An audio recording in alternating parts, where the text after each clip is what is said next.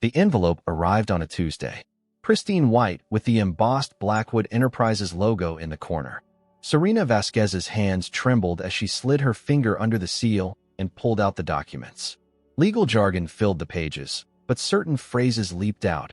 Outstanding debt, immediate collection, and the number that made her stomach drop, $2.7 million. "This is impossible," she whispered, sinking into the worn chair behind the counter of her small gallery in Brooklyn. The afternoon light cast shadows across the few paintings on display, all that remained of her father's once impressive collection. The bell above the door chimed. Morris Feldman, her father's attorney for 20 years, entered with his weathered briefcase. One look at her face told him everything. "They sent it, didn't they?" He sighed, setting his briefcase on the counter. "How can they claim my father owed them millions?" He never mentioned any deal with Blackwood Enterprises. Morris adjusted his glasses. "I've been fighting this for weeks. The documents look legitimate. Loan agreements, promissory notes, all with your father's signature. According to their records, he borrowed heavily from them right before the fire that destroyed his main collection. That's convenient." Serena stood and paced the small gallery, anger replacing shock. Dad dies. His most valuable works are destroyed in a fire. And suddenly papers appear showing he owed a fortune to one of the most ruthless corporate vultures in New York. "I've tried every legal angle. The signatures match, the timeline fits, and frankly, we've run out of options." Morris pulled out another document. "They're foreclosing on the gallery." Serena froze. "No, this place is all I have left of him. There's one alternative." Morris hesitated. "Thorne Blackwood has proposed an arrangement." "Thorne Blackwood? The heir?" "Yes. He's offered to suspend the debt collection if you agree to work at his estate for 1 year." Serena laughed bitterly. "What is this, a Victorian novel? He wants me to be his servant, his assistant, handling his personal art collection mainly. Why would he want me specifically?" Suspicion crept into her voice. "Your restoration skills. Your father taught you well." Morris avoided her eyes. "He's giving you 24 hours to decide." After Morris left, Serena opened her laptop and searched for Thorne Blackwood. The images showed a man with cold eyes, impeccably dressed at gallery openings and charity events. 35 years old, heir to the Blackwood fortune, and notoriously private. In the few interviews he'd given, he came across as calculated and ruthless. The society pages hinted at a string of brief relationships with models and socialites. Her phone rang, unknown number. "Miss Vasquez." His voice was deeper than she expected. "I assume Mr. Feldman delivered my proposal." Serena's grip tightened on the phone. "Why this arrangement? If you want the money, take the gallery. The gallery is worth a fraction of what your father owed. I have a valuable collection requiring expertise. You need a way out of crushing debt. It's a business arrangement, nothing more. And if I refuse, then I take the gallery, your apartment, and pursue what remains of your father's estate. You'll spend the next decade paying off his debts." Serena closed her eyes. 1 year. 1 year. Starting tomorrow. A car will collect you at 9. Pack lightly. All necessities will be provided. The call ended. Serena stood in the fading light of her father's gallery, surrounded by the few works he'd left behind. Something felt wrong about all of this. Why would Thorne Blackwood, a billionaire with access to the world's top art specialists, want her? That night, she called her best friend, Mia Chun. "Don't go," Mia urged. "It feels like a trap. What choice do I have? If I lose the gallery, I lose everything Dad worked for." Serena zipped her suitcase. "It's just a year. Working for a man who's essentially blackmailing you. What does he really want?" "I don't know," Serena admitted. "But I intend to find out." Morning came too quickly. Serena locked the gallery door, not knowing when she'd return. A sleek black car waited at the curb, driver standing at attention. As they crossed the bridge leaving Brooklyn behind, Serena watched the Manhattan skyline recede in the rearview mirror. The car headed north toward Westchester County, toward the Blackwood estate, toward a man who suddenly held her future in his hands. What Serena couldn't know was that Thorne Blackwood had been waiting for this moment for years. Her arrival wasn't about debt collection or her restoration skills. It was about settling a score that began long before she was born. A score written in the ashes of ruined reputations and family secrets that had festered for decades. The Blackwood estate materialized through the morning mist like something from another era. Iron gates opened silently as the car approached, revealing a winding driveway lined with perfectly manicured trees. The mansion itself was a modernist vision of glass and stone, perched on a hillside overlooking the Hudson River. "Welcome to Ravenhurst," the driver announced, pulling up to the entrance. A woman in her 50s with a severe bob and perfect posture waited at the door. "Miss Vasquez, I'm Mrs. Powell, the estate manager. Follow me." No welcome, no pleasantries. The message was clear. Serena wasn't a guest. The entrance hall soared 3 stories high, glass walls revealing spectacular views of the surrounding forest and river below. Abstract sculptures and installations dotted the space, each piece museum quality. Serena recognized works by Calder, Serra, and Kapoor. "Your quarters." Mrs. Powell opened a door to a small but elegant room. "Bathroom through there. Staff dining is at 6:30 a.m., noon, and 6 p.m. You'll take breakfast and dinner with the staff unless Mr. Blackwood requests your presence." "Where is Mr. Blackwood?" "In Manhattan until this evening. You'll meet him tomorrow." Mrs. Powell handed her a tablet. "Your schedule and duties. The areas marked in red are restricted. Entering them is grounds for immediate dismissal." Serena glanced at the map on the tablet. Nearly half the mansion was highlighted in red. "Your primary responsibility is inventory and maintenance of the collection. You'll also assist with acquisitions and arrangements for private viewings." "And where is the collection housed?" "The East Wing Gallery. Franklin will escort you after you've settled in." Left alone, Serena took stock of her surroundings. The room was impersonal but comfortable, like an upscale hotel suite. No personal touches, nothing that wasn't functional and elegant. The window overlooked a Japanese garden, meticulously maintained. Someone knocked at her door. A young man with an easy smile introduced himself as Franklin Zhang, assistant curator. "I'm supposed to show you the collection. Ready for the grand tour?" Franklin was the first friendly face she'd encountered. As they walked through the mansion, he explained the security systems and climate controls protecting the art. "Most places, you need a doctorate and 20 years experience for this job. You must have seriously impressed Blackwood." "We've never even met," Serena admitted. Franklin's smile faltered. "That's unusual. Thorne's incredibly particular about who handles the collection." The East Wing opened into a gallery space worthy of MoMA. 30-foot ceilings, perfect lighting, and millions in contemporary art. But it was the adjacent rooms that took Serena's breath away. Renaissance masters, Impressionist landscapes, and modernist masterpieces. "This can't all be legal," she whispered. "Everything's documented and above board, at least on paper," Franklin replied quietly. Though some acquisitions have raised eyebrows. They reached a workroom equipped with conservation tools. "Your domain," Franklin said. "There's a list of pieces needing attention on the server." As the day progressed, Serena settled into work, examining paintings that needed restoration. The routine was almost normal until she opened a cabinet containing supplies and noticed a small carved box. Something about it seemed familiar. "What's this?" she asked when Franklin returned. He tensed.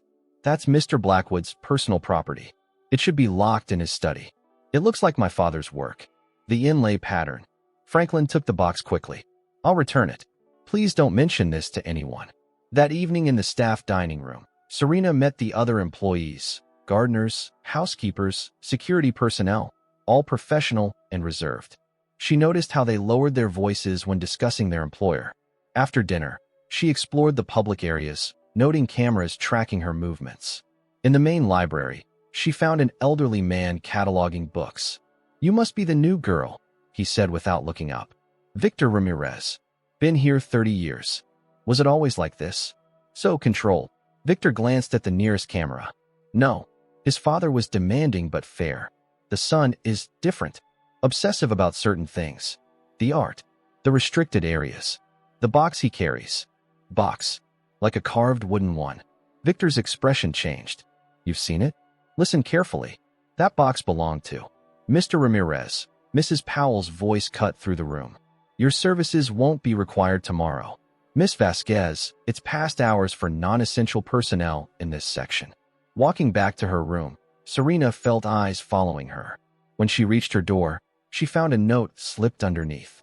"Some secrets are buried for a reason. Your father knew that. So does Thorne. Watch yourself." The handwriting matched Victor's library ledger. Serena tucked the note into her pocket as security cameras whirred softly in the hallway. At midnight, her tablet chimed with a message. Report to the main gallery at 7 a.m. TB. Sleep came fitfully. In her dreams, she wandered endless gallery halls where the painting's subjects watched her with familiar eyes, her father's eyes. She awoke at 6 a.m., the carved box from yesterday still in her thoughts. As dawn broke over the Hudson, Serena dressed carefully, preparing to finally meet the man who had brought her here. She couldn't shake the feeling that this mansion held answers about her father that she both craved and feared. In the gallery, a tall figure stood with his back to her, studying a Rothko. Without turning, Thorne Blackwood spoke. Your father once told me that art doesn't reveal its secrets to the casual observer. His voice was cool, measured. Let's see if his daughter learned that lesson. 3 months at Ravenhurst had settled into a rhythm for Serena. Mornings spent cataloging new acquisitions, afternoons restoring damaged works, and evenings researching provenance on suspicious pieces.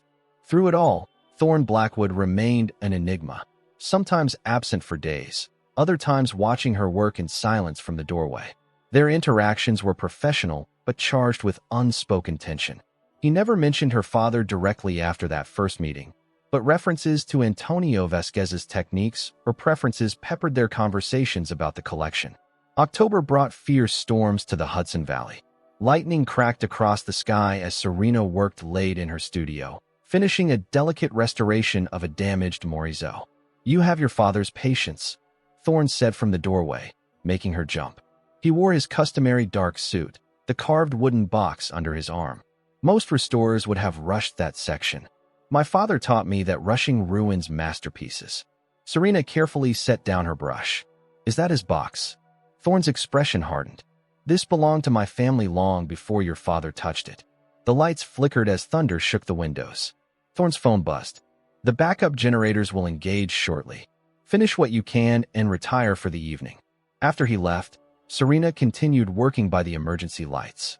She had noticed a strange discoloration on the Morizo's frame, something that looked like a fingerprint in particular lighting. Using her UV lamp, she discovered tiny, nearly invisible markings. Her breath caught. The pattern matched one her father had taught her when she was 12. His private signature, a way of identifying his restoration work that only family would recognize. The power failed completely, plunging the studio into darkness. Serena used her phone's flashlight to navigate through the gallery, headed for her room. Passing the main staircase, she noticed something odd, a faint glow coming from behind a wall panel she'd always assumed was decorative. Curiosity overrode caution. She pressed against the panel, feeling it give slightly. A hidden door swung open, revealing a narrow staircase descending into darkness. The glow came from emergency lights along the floor. Security breach shouldn't affect this section, she heard Mrs. Powell say from somewhere below. The system's separate. Serena slipped inside before the door closed, heart pounding as she crept down the stairs. The voices grew fainter. At the bottom, she found herself in a corridor lined with climate-controlled display cases, and what they contained made her blood freeze. Destroyed in the fire, she whispered, staring at her father's most famous works, the ones reportedly lost 3 years ago.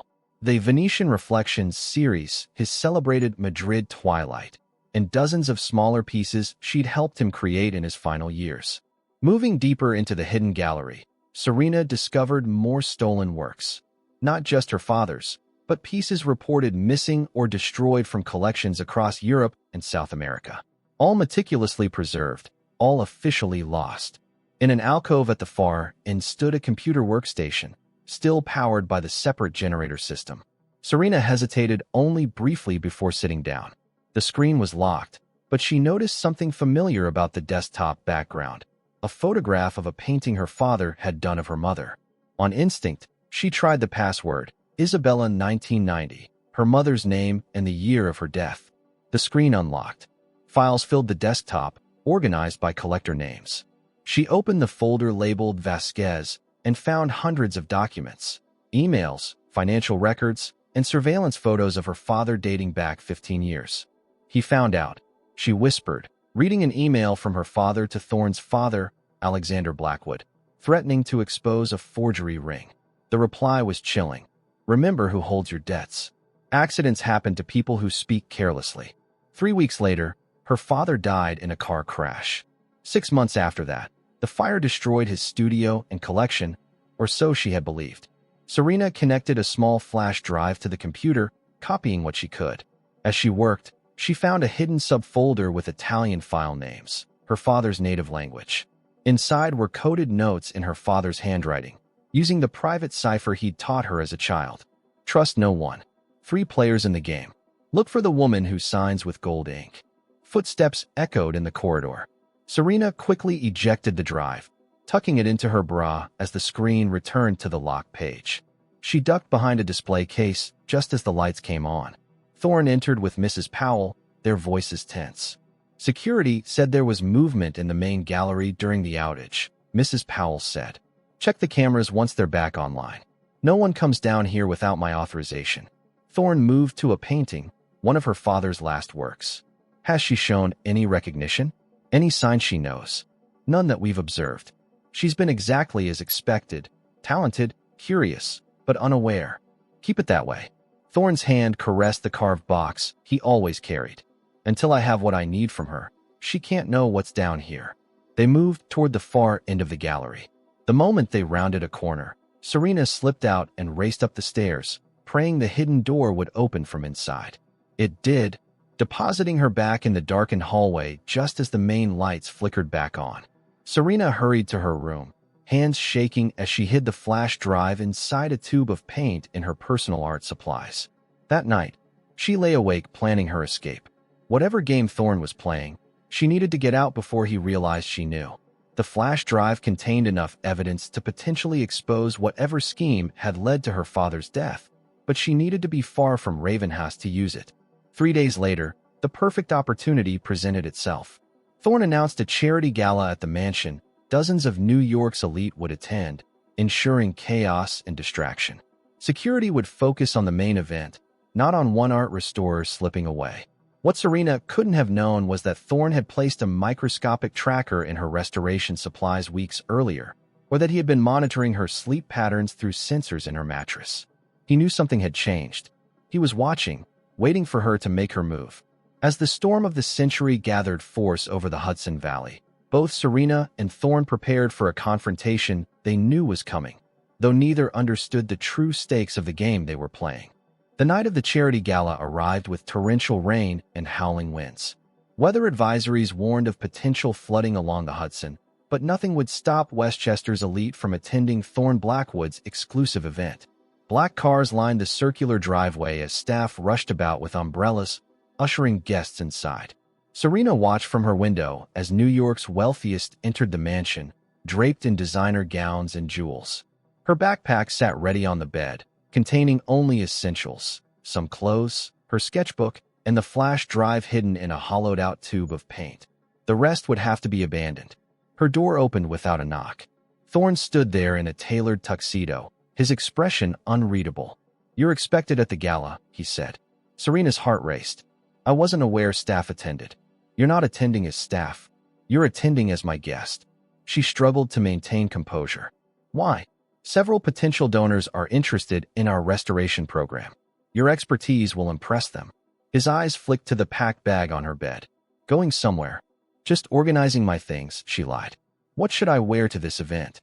"Mrs. Powell has arranged something suitable." He gestured to a garment bag a maid had brought. "You have 30 minutes. When he left, Serena unzipped the bag to find a midnight blue evening gown. Elegant, expensive, and far from practical for her escape plan. Her mind raced. Being paraded in front of guests complicated everything, but maybe the increased activity would provide better cover. She'd make an appearance, slip away during dinner, and take one of the catering vans when the drivers took their break. The dress fit perfectly, unsettlingly so, as if he'd had her measured in her sleep. Looking in the mirror, Serena barely recognized herself. She tucked the flash drive into a small hidden pocket she quickly sewed into the dress's lining. The main hall had been transformed into a glittering event space. Crystal chandeliers reflected off the glass walls, creating infinite patterns of light. A string quartet played as waiters circulated with champagne. Thorne appeared at her side.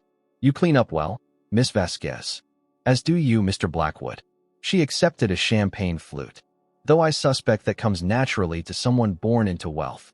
Nothing about my position came naturally, he said coldly. Follow me. There are people you should meet. The next hour passed in a blur of introductions to collectors, museum directors, and art world influencers. Serena found herself discussing restoration techniques with the curator of the Metropolitan Museum, acutely aware of Thorne watching her every move. Your father had a remarkable touch, the curator said. Such a tragedy about his collection. Yes, Serena replied carefully. Though I've recently come to believe some pieces might have survived, Thorne smoothly interjected. Serena has a theory about certain works being salvaged. We're investigating potential leads. His hand pressed against her lower back, a warning disguised as an intimate gesture. The pressure made her skin crawl. If you'll excuse us, he said to the curator, dinner is about to be served. He guided her toward the dining room, leaning close to whisper. Careful what theories you share, Serena. Some might find them incendiary. In the dining room, she was seated beside Thorne at the head table. Outside, the storm intensified, rain lashing against the glass walls. Occasional flashes of lightning illuminated the forest around the property. Quite the tempest, remarked an elderly woman across the table. They say the bridge might flood if it continues. Bridge flooding would derail her escape plan. Serena felt Thorne's eyes on her, studying her reaction. The property has emergency generators and supplies for such occasions, he assured the guests. No one will be stranded without comfort. Midway through the second course, Serena excused herself. Powder room, she murmured, avoiding Thorne's gaze. Instead of heading to the restrooms, she slipped down a service corridor toward the kitchen, where catering staff rushed about preparing dessert. Through the delivery entrance, she could see vans parked in the rain. She waited until no one was looking, then darted outside under the partial shelter of an awning. The rain was blinding, the wind nearly knocking her off her feet as she ran toward the nearest van. The keys weren't in the ignition. Serena cursed under her breath, moving to the next vehicle. Through the downpour, she spotted a groundskeeper's utility cart at the edge of the garden, with keys dangling from the wheel.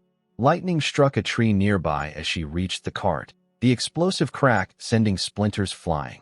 Serena jumped in and turned the key, but the small electric motor whined ineffectively. The battery indicator showed nearly empty. Going somewhere. Thorne's voice carried through the storm. He stood 30 feet away, rain soaking his tuxedo, hair plastered to his face. You're holding stolen art, she shouted over the wind. My father's collection. You made it look like it was destroyed. Is that what you think happened? He moved closer. You understand nothing about your father or what he did. I understand enough to know you're using me for something. She backed away, moving toward the garden path that led to the property's perimeter. What's in the box you carry?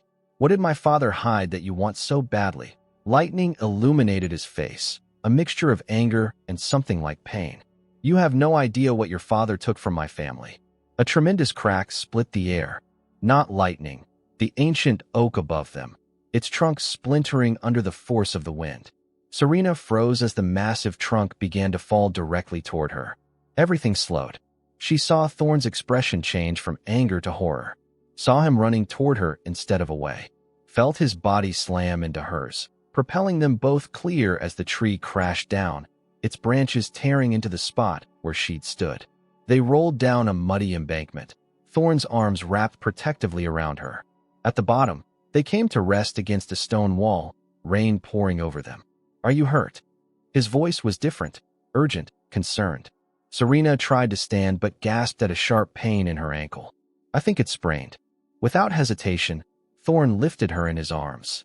The carved box that he always carried was gone, likely lost in their tumble down the hill. For the first time, he seemed not to care about it. Why did you do that? She asked as he carried her through the rain. You could have let it hit me. His eyes met hers, rainwater streaming down his face. Whatever you think of me, I'm not a murderer. As he carried her back toward the house, security staff spotted them and rushed forward with umbrellas. Through the glass walls, concerned gala guests watched the commotion. Before they reached the others, Thorne paused. The answers you want aren't what you expect, Serena. Your father wasn't who you think he was. Neither am I. Then tell me the truth, she challenged. When you're ready to hear it. He replied, his usual coldness returning as staff surrounded them. For now, you need medical attention. That night, as the storm raged outside and guests were forced to stay overnight, Serena lay in her bed with her ankle bandaged, trying to reconcile the calculating man who had brought her here with the one who had risked his life to save hers. The flash drive remained hidden in her dress, but the groundskeeper had found Thorne's box, returned it to him soaked but intact. Whatever game they were playing had changed tonight. Thorne had shown a glimpse of humanity she hadn't believed he possessed, and she had seen something in his eyes when he carried her, not triumph or calculation, but genuine concern. The question that kept her awake wasn't why he had saved her, but why that moment had felt like the most honest interaction they'd had since she arrived. The week following the storm brought an uneasy peace to Ravenhurst. With her sprained ankle, Serena was confined to the mansion while roads were cleared of fallen trees. The flash drive remained hidden in her room, untouched, her discovery known only to her. On the third day of her recovery, a knock came at her door. Thorne entered, carrying a stack of books and a canvas. "Since you can't come to the studio, I thought you might want these." He set them down on her desk. Art history volumes, technical manuals on restoration, and a small blank canvas with portable painting supplies. Serena studied him carefully. "Thank you," though I'm surprised by the gesture. Professional courtesy. His tone remained neutral, but something had shifted in his demeanor. "The doctor says you should be able to walk without the brace in a few days. Just in time for me to run away again." She watched for his reaction. A hint of a smile crossed his face. "Planning another midnight adventure in evening wear and a thunderstorm? Depends on whether you plan to keep lying about my father's art." The smile vanished. "I never claimed your father's art was destroyed. That was the official report. A report you never corrected." "No, I didn't." He moved to the window, looking out at the grounds where workers were clearing debris. "Your father's relationship with my family was complicated. Complicated enough to hide his life's work in a secret underground gallery." Thorne turned back to her. "What do you remember about your parents' marriage?" The question caught her off guard. "They were happy, devoted to each other. And after your mother died, he never remarried. Threw himself into his work." She frowned. "What does this have to do with anything?" "Everything." Thorne hesitated, then made a decision. "Can you walk with assistance? There's something you should see." Curious despite her suspicion, Serena allowed him to help her up. With his support, she limped through corridors she'd never entered before, into the West Wing, one of the red-marked restricted areas on her tablet. They stopped at a door requiring Thorne's thumbprint and retina scan. Inside was a studio space, dust covers draped over furniture. "This was my mother's studio," he said, pulling back covers to reveal easels, paints, and canvases. Sophia Blackwood. She was an artist too. Serena studied a portrait on the wall, a beautiful woman with Thorne's piercing eyes. "I've never heard of her work. My father made sure of that. He considered her talent a distraction from her duties as his wife." Thorne's voice carried an edge of old anger. "Your father was her teacher, her mentor." Understanding dawned slowly. They were close. Very. Thorne moved to a cabinet and withdrew a portfolio. Inside were sketches, letters, photographs, evidence of a relationship that went beyond teacher and student. "Your mother died when you were 8, he continued. "Mine died when I was 12. She took her own life after my father discovered her affair with Antonio Vasquez." Serena sank into a chair, the revelation hitting her like a physical blow. "That can't be true. My father would never." "They were in love," Thorne interrupted. "For years. Your father encouraged her art when my father belittled it. He valued what Alexander Blackwood dismissed." He handed her a letter in her father's handwriting, addressed to Sophia. The words were unmistakably passionate, speaking of a future together once they could escape their circumstances. "This doesn't explain the hidden gallery," Serena said, trying to process this new reality. "Or why you brought me here." Thorne's expression darkened. "After my mother died, your father continued to create. He became famous, wealthy. My father became obsessed with destroying him, collecting his debts, undermining his reputation. When Antonio discovered the scheme, he threatened exposure. And then he died in an accident. The pieces were falling into place. An accident arranged by my father," Thorne admitted. "I didn't know until after he died himself. I found documentation, along with his plans to destroy your father's collection." "So you faked the destruction and hid the art instead?" Thorne nodded. "I couldn't let them be destroyed. Whatever Antonio did to my family, His work was extraordinary. But the debt? Forcing me to work here. The debt was real. My father made sure of that. But bringing you here. Thorne looked away. I wanted to understand what made Antonio Vasquez someone my mother would die for. I thought observing his daughter might provide answers. The admission hung between them, both calculating and strangely vulnerable. Over the next weeks, as Serena's ankle healed, a cautious new dynamic emerged. Each day, Thorne would bring a different painting from the hidden gallery to her room, asking her to examine it. They would discuss her father's techniques, his inspiration, his evolution as an artist. In these conversations, Serena glimpsed a different Thorne, passionate about art, knowledgeable beyond what she'd expected, and haunted by his family's legacy. He spoke of growing up under his father's tyrannical control, of being molded into a corporate weapon rather than the artist he might have become. One evening, he brought her to the library where a small painting hung, one of her father's early works showing the Venice canals at sunset. My mother kept this hidden in her room, Thorne said. It was their meeting place, apparently. When she died, my father wanted it burned, but I took it. You were 12, Serena realized. You saved his art even then. I hated him for years, Thorne admitted. Blamed him for her death. But I couldn't hate his work. He turned to her. You have his gift. I've watched you restore pieces no one else could save. The compliment startled her. Is that why you provided this makeshift studio in my room? You're an artist, Serena.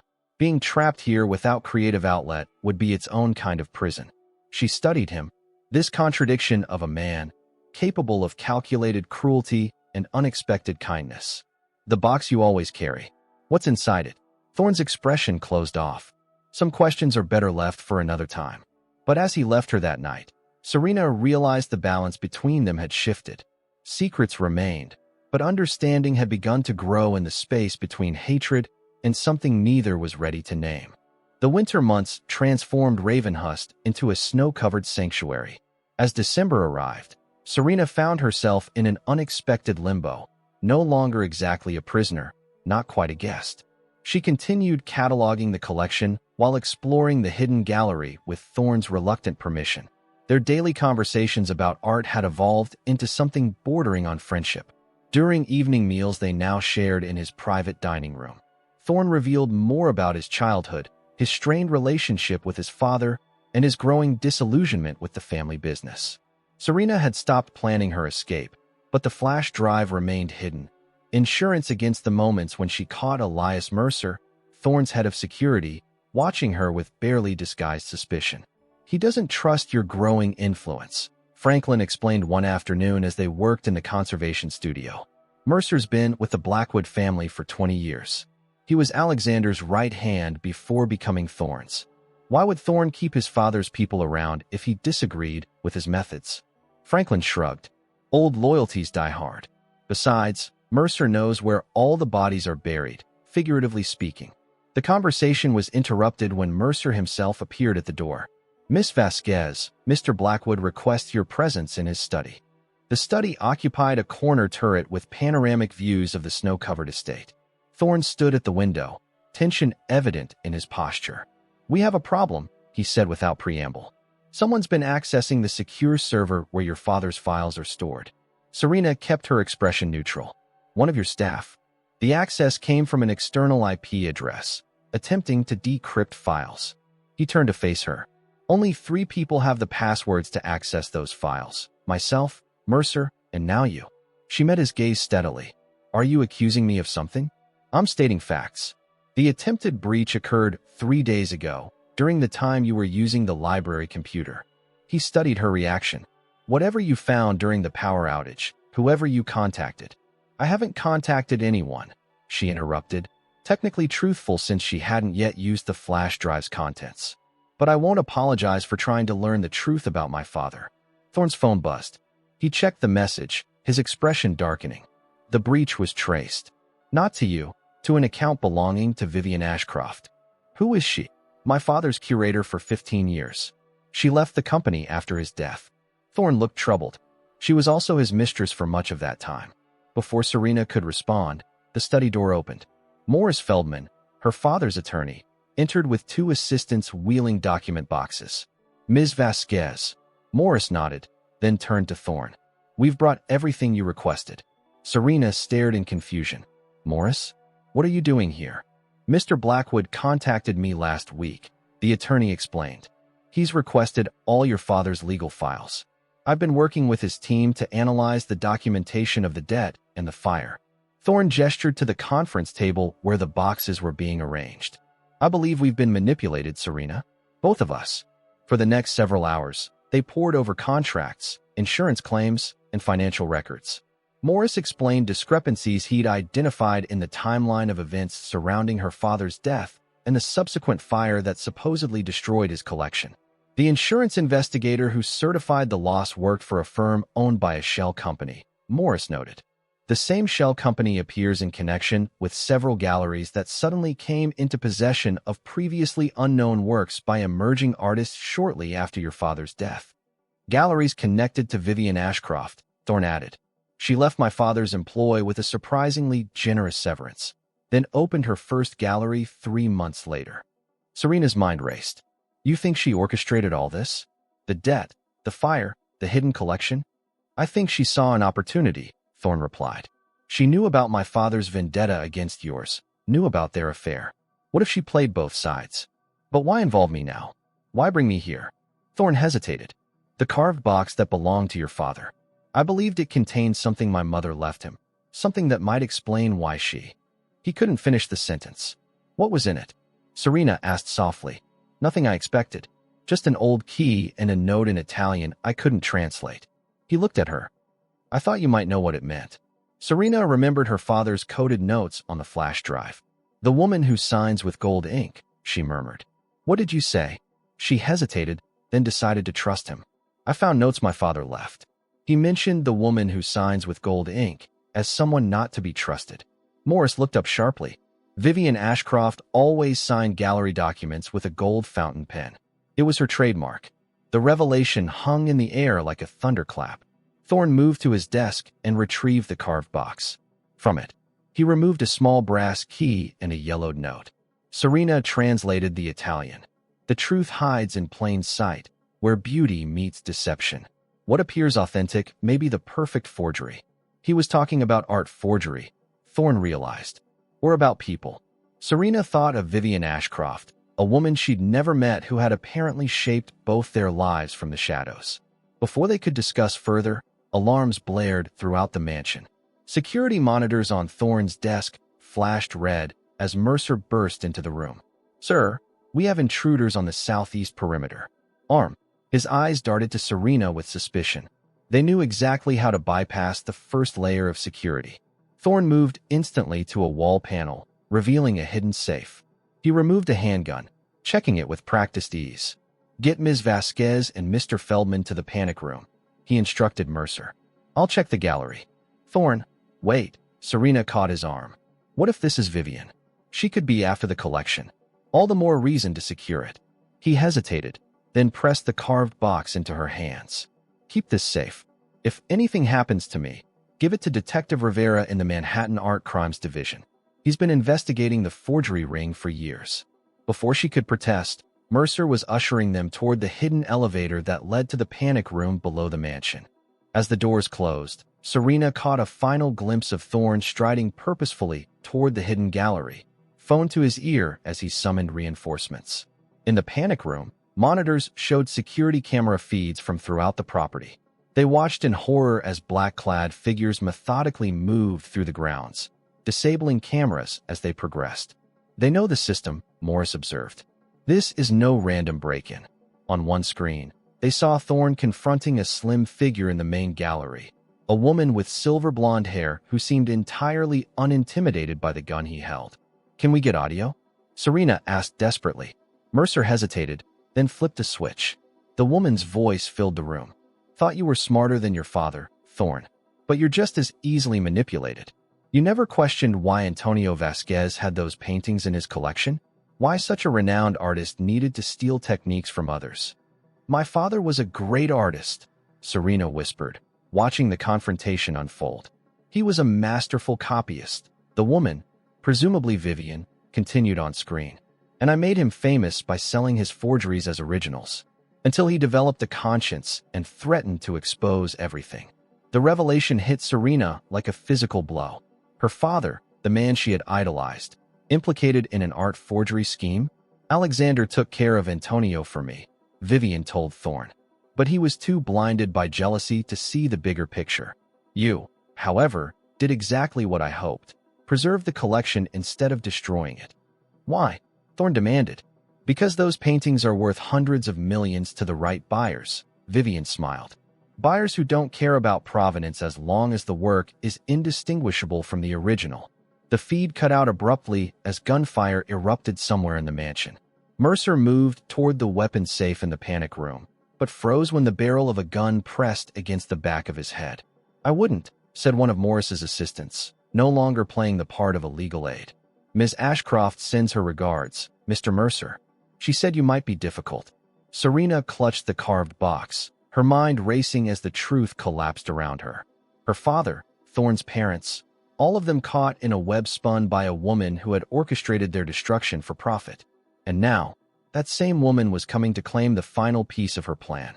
Above them, somewhere in the mansion, Thorne was fighting for his life, and possibly for the truth that could set them both free. Chaos erupted in the panic room. Morris lunged at the armed assistant, giving Serena just enough time to slam the hidden emergency button beneath the monitoring console. Sirens wailed throughout the estate as the mansion's final security protocol activated, steel shutters dropping over doors and windows, trapping everyone inside.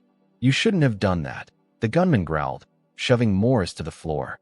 Ms. Ashcroft was offering you a way out. The police are automatically notified, Mercer said, blood trickling from a cut on his forehead. They'll be here in minutes. Plenty of time to finish what we came for. The man turned to Serena. The box. Now. Serena clutched the carved box to her chest. What's so important about an empty box with a key and a note? The key isn't for a lock, the man said impatiently. It's a data drive disguised as a key. Your father stored records of every forgery, every buyer, every accomplice. Enough evidence to topple art world dynasties. Understanding dawned on Serena. Her father hadn't been just a participant in the forgery ring. He'd been documenting it, building a case. He was working with the FBI, Morris confirmed, reading her expression. Collecting evidence against Vivian and her network. That's why Alexander Blackwood had him killed. A crash from outside the panic room interrupted them. Through the security monitors, they watched Thorne fighting two intruders in the corridor. Despite his wealth and privileged upbringing, he moved with the precision of someone with military training. One attacker went down, but the second landed a blow that sent Thorne staggering against the wall. Your boyfriend's quite resourceful, the gunman remarked.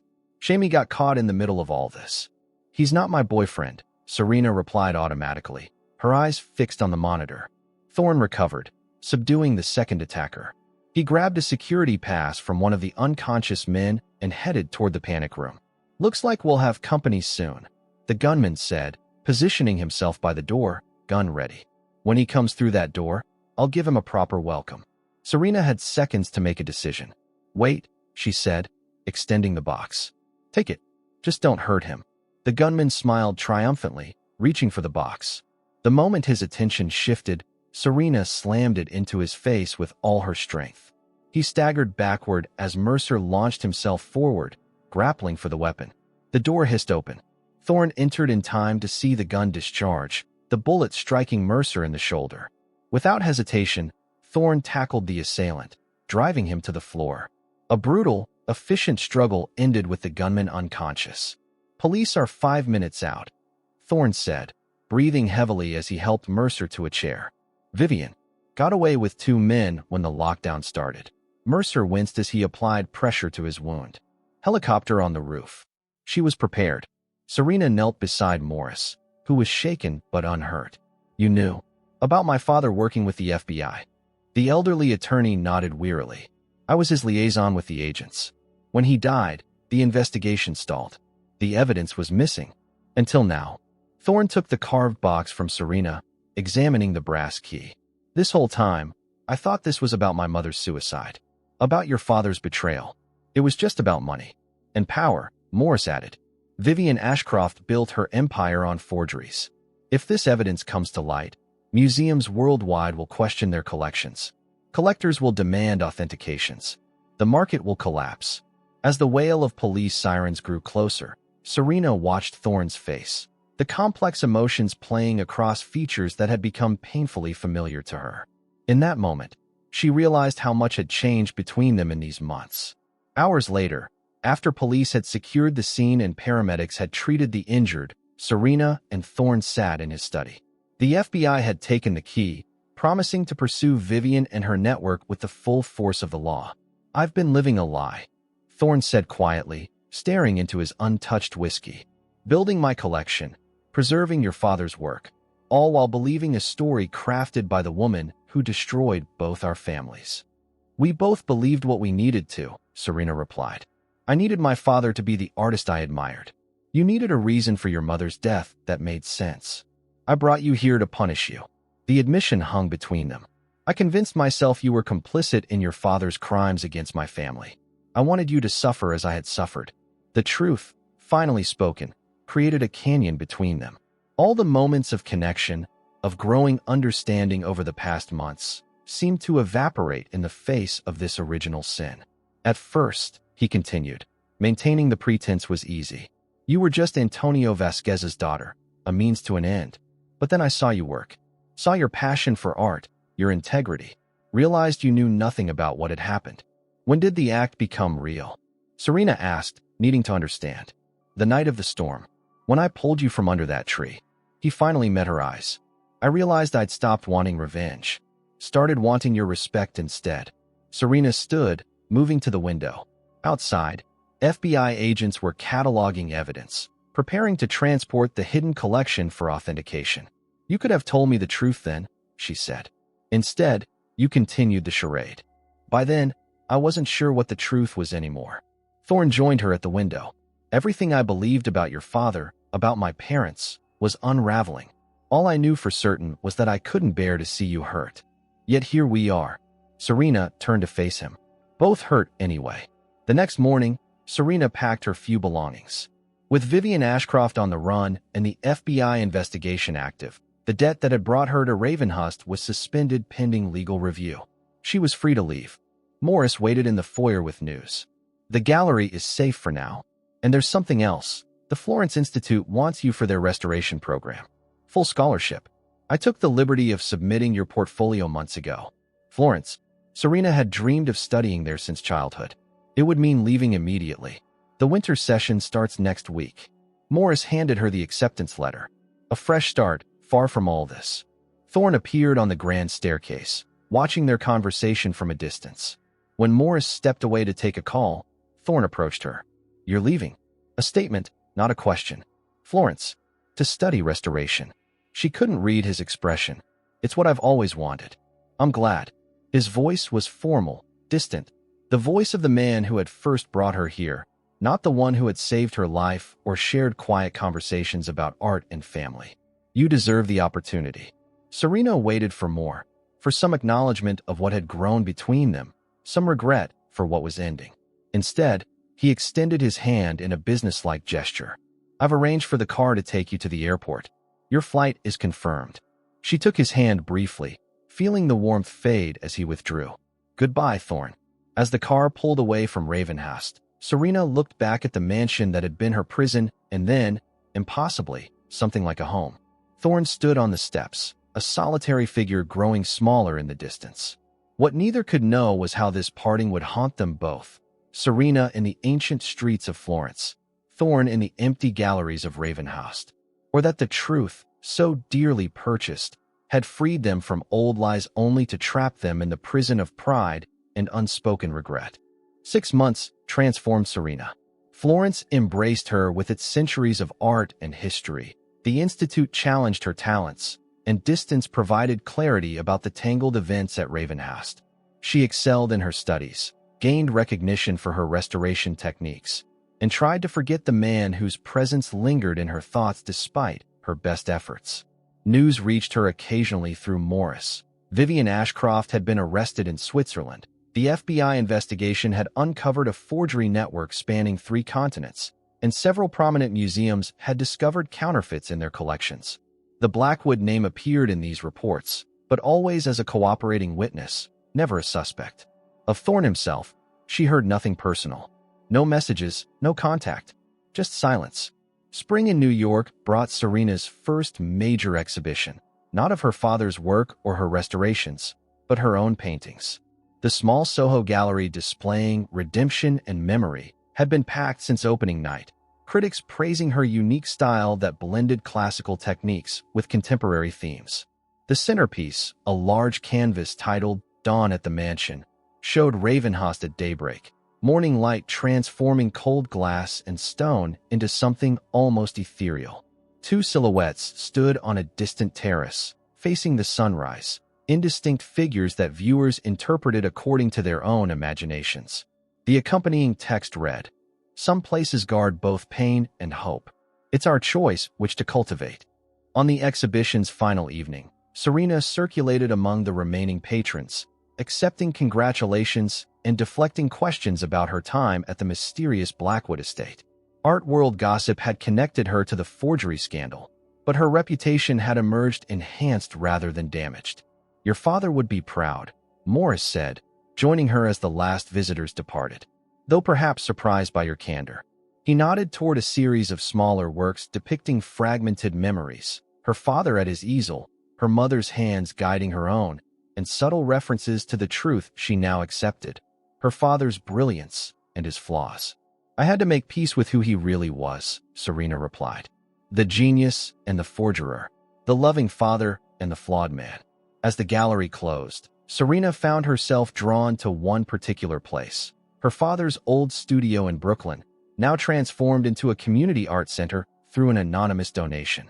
The building had been renovated, but the top-floor studio remained largely as he had left it, preserved as a working space for resident artists. She let herself in with the key she still carried, climbing the familiar stairs in the quiet building. The evening light filtered through the skylights, illuminating the space where she had first learned to hold a brush, to mix colors, to see beyond surfaces to the structures beneath. "I thought I might find you here." Thorne stood in the doorway, the harsh lines of his face softened in the golden light. Gone was the imperious billionaire in bespoke suits. He wore jeans and a simple shirt, looking more like an artist than a corporate titan. "How did you know where to find me?" Serena asked, her heart racing traitorously. "I saw your exhibition, the painting of the mansion." He moved into the room, keeping a careful distance. "I recognized this place in one of your smaller works. What are you doing in New York?" "Testifying against Vivian and her network." He ran his hand along her father's old workbench. "And finalizing the transition of Blackwood Enterprises. I'm stepping down as CEO." The news surprised her. Giving up the family empire? Transforming it. The new Blackwood Foundation will focus on art authentication and supporting artists from disadvantaged backgrounds. A hint of a smile crossed his face. Seemed appropriate, given everything. Silence stretched between them, filled with unspoken words. "I saw what you've done with the collection," Serena finally said. "Returning the stolen works to their rightful owners. Establishing the truth about the forgeries. It was the right thing to do." Thorne moved to the window, looking out at the Brooklyn skyline. "I've spent these months trying to untangle the right things from the wrong ones. It's not always clear." "No, it isn't," she agreed, thinking of her father, of Thorne's parents, of the complex web of love and betrayal that had shaped both their lives. "I didn't just come to see your exhibition," Thorne admitted. "I came to apologize. For bringing you to Ravenhurst under false pretenses. For blaming you for your father's actions. For not telling you the truth when I first realized He stopped abruptly. "When you first realized what?" Serena moved closer, needing to hear the words. "When I first realized I was falling in love with you." The confession hung in the air between them. "It happened so gradually that I didn't recognize it until you were gone. The house is empty without you." Serena studied his face, seeing vulnerability where once there had been only calculation. "How can I trust that? After everything that happened?" "You can't. Not based on words." He reached into his pocket and withdrew a small object, the carved box that had started everything. "But maybe based on this." He opened it, revealing not the brass key that had contained her father's evidence, but a single sheet of paper. A letter from Sophia Blackwood to Antonio Vasquez, dated the day before her death. "I found this hidden in another compartment," Thorne explained. "It's not what I expected." Serena read the faded handwriting. In it, Sophia thanked Antonio not for their affair, but for his friendship, for encouraging her art when no one else did.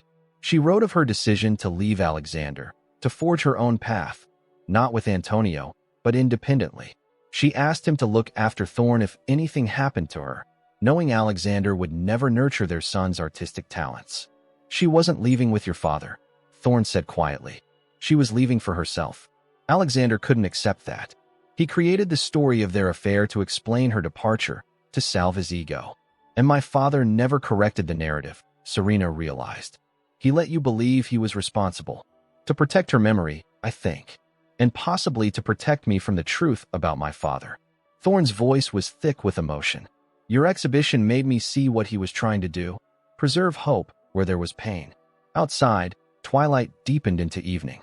In the studio where two artists had once formed an unlikely friendship, their children stood at a similar crossroads. Florence is waiting, Serena said. My flight leaves tomorrow. I know. Thorne took a step closer. I'm not asking you to stay. Your talent deserves that platform. Then what are you asking? For a second chance. Not now, but when you're ready. His eyes held hers. I'll wait, Serena. However long it takes. Some debts can only be repaid with time. As night fell over Brooklyn, two figures remained in the artist's studio, silhouettes against the window glass, surrounded by the legacy of those who had come before them and the promise of what they might create together. Not a perfect restoration of what had been damaged, but something new, authentic in its brokenness, stronger in its repair. 2 years later, the Blackwood Gallery on Manhattan's High Line had become one of New York's most celebrated new art spaces. Its glass structure caught the September light, casting prismatic patterns across the exhibition floor, where visitors moved between displays of emerging artists and carefully authenticated masterpieces. In the director's office overlooking the main gallery, Serena Vasquez reviewed applications for the upcoming residency program, occasionally glancing at the framed magazine covers on her wall, Art News with its feature on the Restoration Revolutionary, and Forbes highlighting Art's Power couple redefining authenticity. Her phone buzzed with a message from Thorne, running late. Board meeting dragging on. Save me. She smiled, texting back, suffer. It was your idea to establish the foundation. The Blackwood Foundation had emerged from scandal's ashes, redirecting the family fortune toward art authentication technology, supporting young artists, and funding forensic investigations of suspicious provenance. Thorne had stepped aside from daily operations, instead applying his business acumen to rebuilding what generations of secrecy had corrupted. Serena's intercom buzzed. Ms. Vasquez, Detective Rivera is here for your meeting. Detective Michael Rivera had become an unexpected ally over the past 2 years. As lead investigator on the forgery case, he'd worked closely with both Serena and Thorne to unravel Vivian Ashcroft's network. Now semi-retired, he consulted with museums on security protocols. The last Ashcroft associate was sentenced yesterday, Rivera announced, settling into a chair across from Serena. 15 years for fraud and money laundering. The network is finally dismantled. And Vivian herself? Still maintaining her silence in federal prison. Refuses all visitor requests, even from her former clients. Rivera shook his head. She'll take many secrets to her grave. Some secrets should stay buried, Serena said, thinking of all they'd learned about her father, about Thorne's parents, about the tangled web of relationships that had shaped both their lives. Rivera nodded toward the window, where construction continued on the gallery's new wing. The Antonio Vasquez Center for Art Authentication. How does it feel, putting your father's name on a facility dedicated to catching forgeries? Complicated, Serena admitted, but appropriate. He understood forgery better than anyone, moved in both worlds. Who better to be the symbol for separating truth from deception in art? After the detective left, Serena walked through the gallery to the small room housing a select collection of her father's legitimate works. Not the forgeries. Those had been donated anonymously to university art programs as teaching tools. But his original pieces, the ones that had come from his own vision rather than mimicking others. I thought I'd find you here, Thorne said, appearing beside her. His corporate attire had been discarded for the day, replaced by the casual clothes he preferred when working in their home studio. Board meeting finally ended. The technology grant was approved. Serena leaned against him as they contemplated one of her father's landscapes, a view of the Hudson Valley not unlike the vista from Ravenhurst. "Have you told your mother yet?" "This afternoon." A smile softened his features. "She's excited, though trying not to show it. Says retirement in Arizona is too peaceful to abandon for a grandchild." The discovery that Sophia Blackwood had faked her suicide and fled Alexander's control had been the final revelation in their tangled family history. Living under an assumed name in Sedona, she had created a new life as an artist after escaping her controlling husband. Only after Alexander's death and the public exposure of the forgery scandal had she reached out to her son, hesitantly rebuilding their relationship over the past year. "She's already making plans to teach the baby to paint before it can walk," Thorne continued, placing a hand on Serena's still flat stomach. The news was fresh, their shared joy still taking shape. They moved through the gallery toward the exit, passing Franklin, now the head curator, directing the installation of a new exhibition. "How's Victor settling into retirement?" Serena asked as they stepped outside. The elderly librarian from Ravenhurst had become something of a grandfather figure to them both, complaining about Florida heat but enjoying the fishing. Thorne helped her into the waiting car. "He's coming up for the foundation dinner next month." The car wound through Manhattan traffic toward Brooklyn, where they had made their home in a converted warehouse. The top floor remained Antonio's studio, preserved but not unchanged. Now a working space where Serena created her own art and Thorne pursued the photography he'd hidden from his father decades ago. On the building's roof garden, they sat watching sunset paint the Manhattan skyline in hues that no artist could perfectly capture. "I've been thinking about Ravenhurst," Thorne said, breaking a comfortable silence. "You're not planning to sell it?" The mansion had stood empty since the scandal broke, its hidden gallery dismantled, its rooms cleared of painful memories. "The opposite. I'm considering turning it into a sanctuary for artists recovering from trauma, a place for healing through creation." He studied her reaction. "The house has seen enough darkness. It deserves light." Serena considered the symmetry, the place that had been her luxurious prison becoming a haven for others. "Your mother might consider visiting if it became something so different from what your father intended." "Perhaps." Thorne rarely pushed Sophia on the subject of Ravenhurst, understanding the mansion held memories she'd spent decades escaping. As night fell over the city, they retreated to their studio. On adjoining easels sat their current projects, Serena's meticulous restoration of a damaged Renaissance panel and Thorne's stark black and white photographs of architectural details. Different approaches to capturing truth, preserving what mattered. "Morris called," Serena said, mixing colors for the delicate work of recreating a fragment of lost gilding. "The authentication of that suspected Monet is complete. It's genuine. Good news for the collector." Thorne adjusted his camera settings, preparing for tomorrow's shoot. "Though I suspect you already knew from your examination." "I had a feeling."